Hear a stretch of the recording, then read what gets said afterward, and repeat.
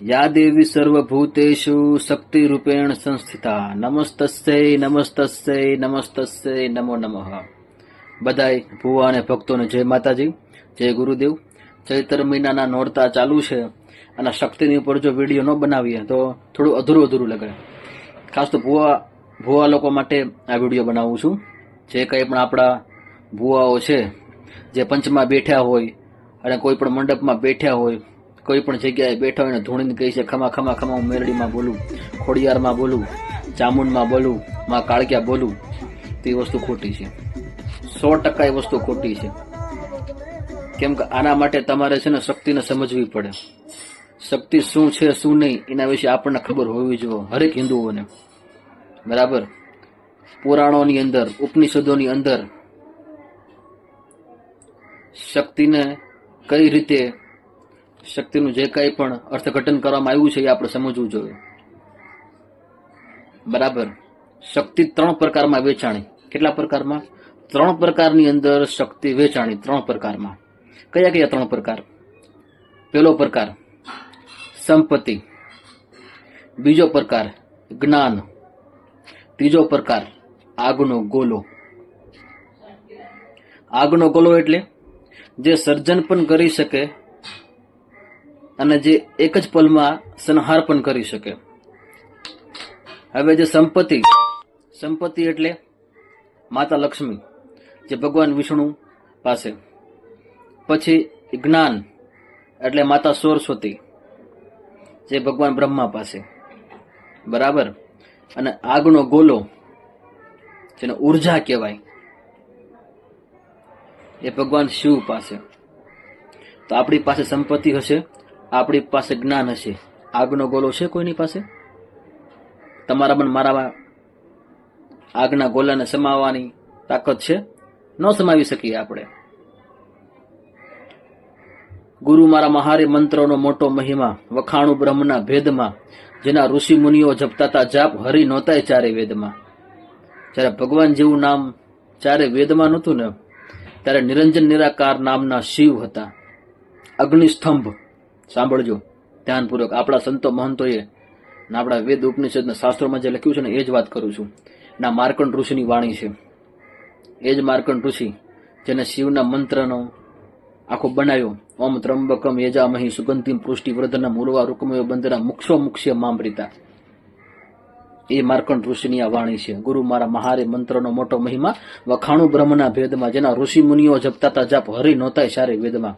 ત્યારે અગ્નિસ્તંભ હતો, નિરાકાર અગ્નિસ્તંભ એટલે શિવ પોતે નિરાકાર સ્વરૂપની અંદર હતા, જેને આંખેથી જોઈ ન શકાય।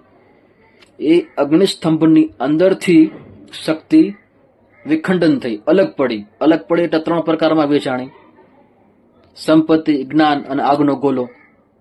સંપત્તિ કહેતા માતા લક્ષ્મી, જ્ઞાન કહેતા માતા સરસ્વતી, આગનો ગોલો એટલે માતા પાર્વતી પોતે। આપણે દક્ષના ઘેરે જે 16મી પુત્રી તરીકે માં શક્તિ અવતર્યા હતા એની વાત નથી કરતા।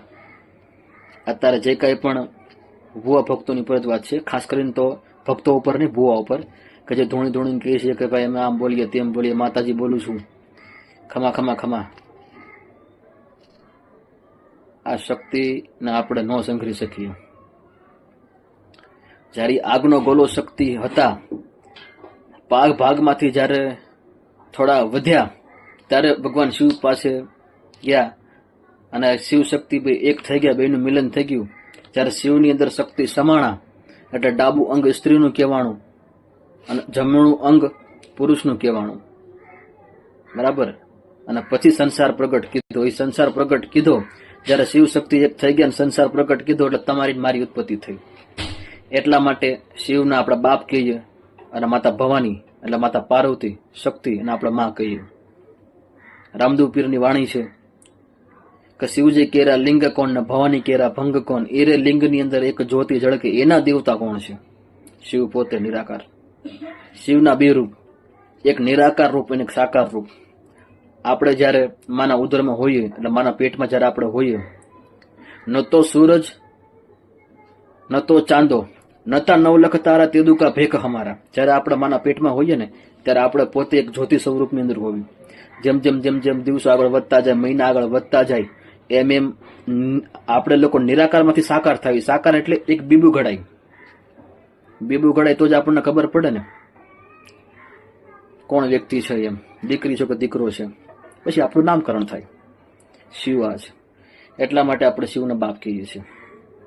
અત્યારે હાલમાં પણ આપણે શિવની પૂજા કરીએ. કોઈ પણ ફોટો, ભગવાન શિવના ગળામાં નાગ છે, અંગ ઉપર ભભૂત, ગળામાં રુદ્રાક્ષ, નંદી, એ શિવનું સાકાર સ્વરૂપ છે.